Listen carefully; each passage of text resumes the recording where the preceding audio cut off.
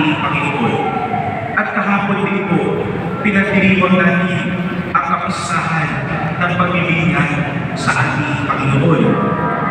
Ito po ay naghanda at patuloy na naghahanda sa atin para sa mga susunod na mga linggo, sa mga susunod na buwan, ngayong nasa panahon tayo ng karaniwang panahon. Pagawa na hindi natin na ito ay karaniwang panahon, ordinary time, ordinaryo, hindi ibig sabihin ay pwede na tayo magtaglay na, mananahimik na lang. Pero yung panahon ng karaniwan, ang ordinary time, ang karaniwang panahon, ay kaya tinatawag ng karaniwan o ordinaryo sapagkat dito tayo ipinapadala sa misyon. Ito naman yung dapat natin gawin. Kaya ordinaryo. Ito yung panahon kung saan ano ba yung mga dapat natin gawin sa araw-araw nating buhay. Yung mga maririnig natin sa ating mga pagbasa, ito yung mga palatandaan ng Pong Jesus Nazareno sa atin upang mabuhay bilang mga alagad niya. At ngayong araw na ito, ang mabuting balita ay napakasimple, straightforward sa kanyang mensahe para sa ating ngayong araw na ito. Na kung nais natin sumunod sa Panginoon, nangangailangan na may iwan tayo. Kung lubos natin sumunod sa Panginoon, nangangahulugan na may iiwan tayo. May iiwan tayo, hindi dahil hindi ito papahalagahan, kagaya ng ginawa nila Simon, ni Andres, ni Santiago, at ni Juan. Iniwan nila ang kanilang mga bangka, lambat, pati ang kanilang ama. Hindi dahil sinasabi at pinapaniwala nila ang mga bagay na ito.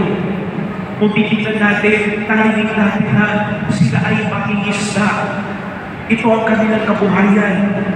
Dito sila kumikita, dito sila nakakain, dito sila nakapagbigay sa kanilang pamilya. Pero iniwan nila ito, hindi dahil binabaliwala nila ang lahat ng iyon. Hindi nila ginagawa iyon dahil binabaliwala nila ang kanilang ama. Pero kaya nila iniwan ang lahat. Kasi nakita nila yung mas importante, yung mas mahalaga, kung ano dapat yung pinakasentro ng ating buhay. At iyon po ang pagsunod sa Panginoon.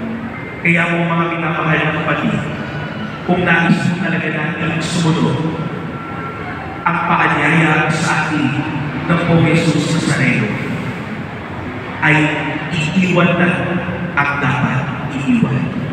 Kung tatanungin po kayo, ano po yung dapat iiwan na iyon? Marahil ito ay mga magandang mga kaugalian, pwede ito mga hindi magagandang mga relasyon, o kaya yung mga panahon na ito ay naglalayo sa atin sa Panginoon.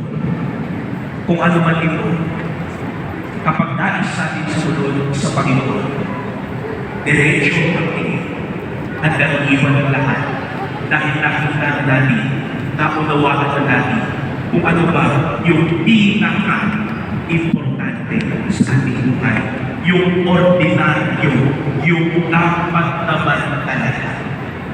Mga minamahal na kapatid, sa pagpapatuloy po ng ating pagdiriwang, ilingin natin ang grasya mula sa Diyos na sa pagsisimula ng karaniwang panahon, sa pagsisimula ng ating paglalakbay kasama ang Panginoon. Gawa, lubos tayong tumugon sa kanyang tawag, bigyan ng lakas ng loob, iiwan ang lahat at sumunod sa kanya. Amen.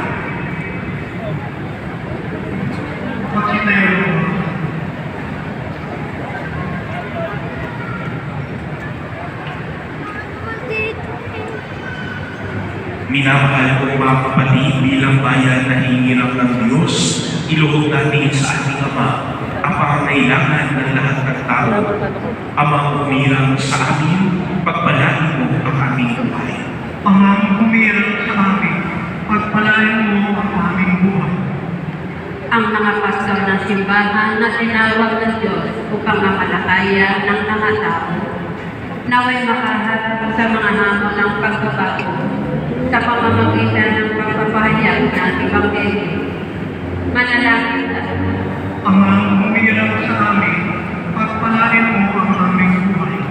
Ang mga misyonero, naway maging mga mabisang tagapagpahayag ng Ebanghelyo sa pamamagitan ng pagsaksi sa kanilang buhay. Manalangin tayo.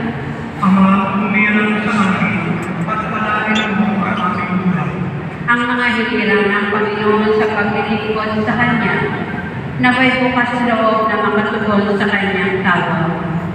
Manalangin tayo. Amang umirang sa amin, pagpalain mo ang aming buhay.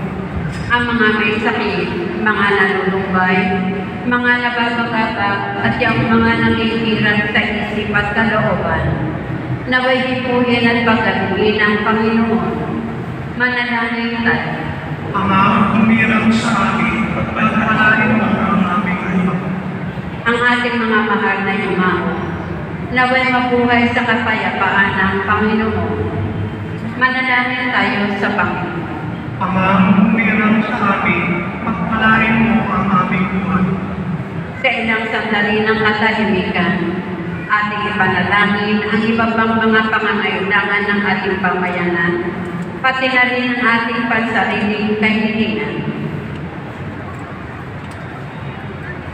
Manalangin tayo. Amang umirang sa amin, pagpalain mo ang aming buhay. Panginoong Diyos, gawin mo kaming karapat-dapat na isakatuparan ang alinmang gawaing nais mong gawin namin sa pamamagitan ng lakas ng aming Panginoong Yesu Kristo.